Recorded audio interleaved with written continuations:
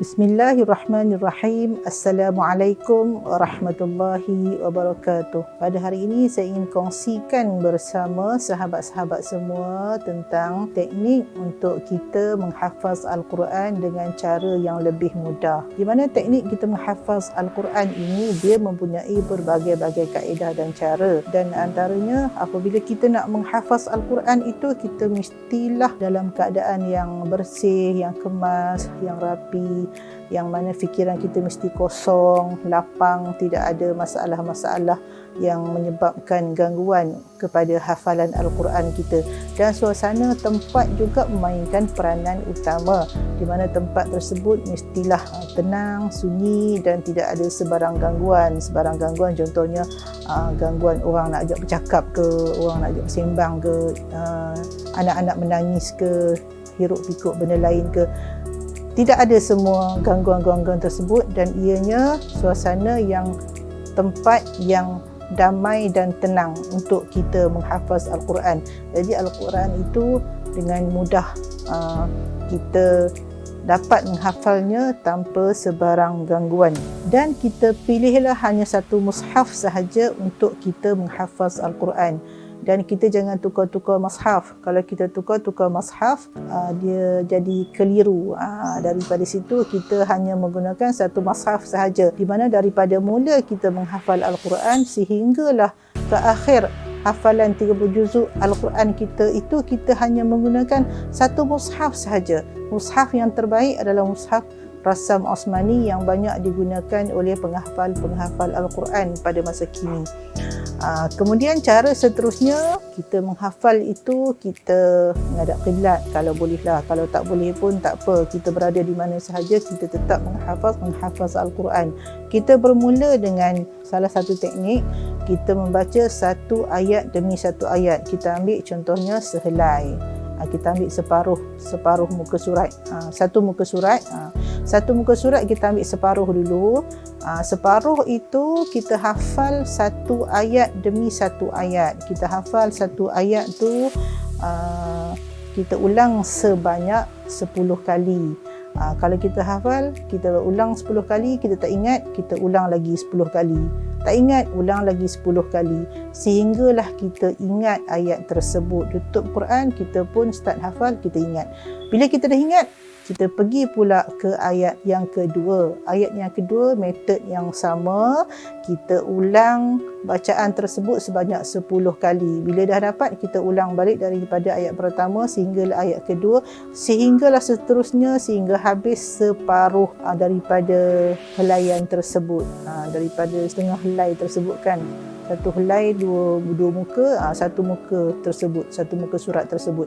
Sehinggalah sampai kepada sebahagian daripada satu muka tersebut. Bila dah dapat, kita ulang balik daripada atas sehinggalah pertengahan setengah muka tersebut.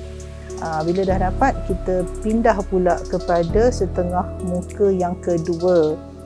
Kita menggunakan teknik yang sama sehinggalah habis separuh muka tersebut. Setengah satu muka tersebut kita habiskan. Kita habis, kemudian kita ulang balik daripada mula sampailah ke akhir satu muka tersebut. Bila kita dah dapat satu muka tersebut, kita lancarkan balik sampailah kita ingat satu muka tersebut dengan lancar dan ingat, betul-betul ingat. Kemudian barulah kita pindahkan kepada muka surat di sebelahnya. Begitulah teknik seterusnya. Dan kita membaca sepotong atau sebahagian ayat itu sehinggalah kita dapat khatam 30 juzuk Al-Quran. Teknik seterusnya, kita menumpukan penglihatan kepada ayat, muka surat dan lebaran yang kita baca. Kita tengok kan, kita amati ayat yang kita dah hafal tersebut dan kita tutup Quran. Bila kita tutup Quran, cuba kita bayangkan dengan minda kita ayat yang kita dah hafal daripada lebaran ayat Al-Quran tadi itu. Kita pejamkan mata dan kita bayangkan Al-Quran tersebut di hadapan kita, dalam minda kita.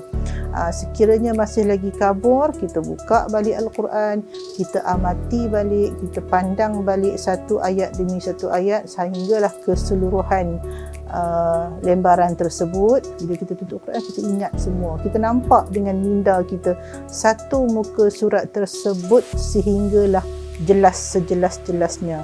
Dan kita menghafal Al-Quran. Sebelum kita hafal kepada guru, kita hafal dulu, kita tasmi' dulu dengan teman kita, teman yang sama-sama berminat dengan kita, ataupun kita bentuk satu grup, satu grouping, di mana dua-dua orang. Kemudian kita hafal kepada kawan, kawan semak kita baca, dan seterusnya kawan akan betulkan dan bagi tahu kat mana yang salah, dan kita kena ingatlah kat mana tempat kita salah tersebut, dan kita kena ulang-ulang tempat yang kita salah tu. Kemudian kawan pula hafal, kita pula melihat, kita tasmi' kawan pula. Apabila dah habis menghafal, kita hafal dengan kawan, kawan hafal dengan kita, kemudian kita tebuk pula kawan kita. Kita tebuk pula dia, dan seterusnya dia pula tebuk ayat yang kita hafal tadi. Okey, itu adalah antara teknik-teknik, sebahagian kecil lah daripada teknik-teknik untuk kita menghafaz Al-Quran. Semoga apa yang disampaikan akan memberi manfaat untuk kita semua. Sekian, wabillahi taufiq wal hidayah. Wassalamualaikum warahmatullahi wabarakatuh.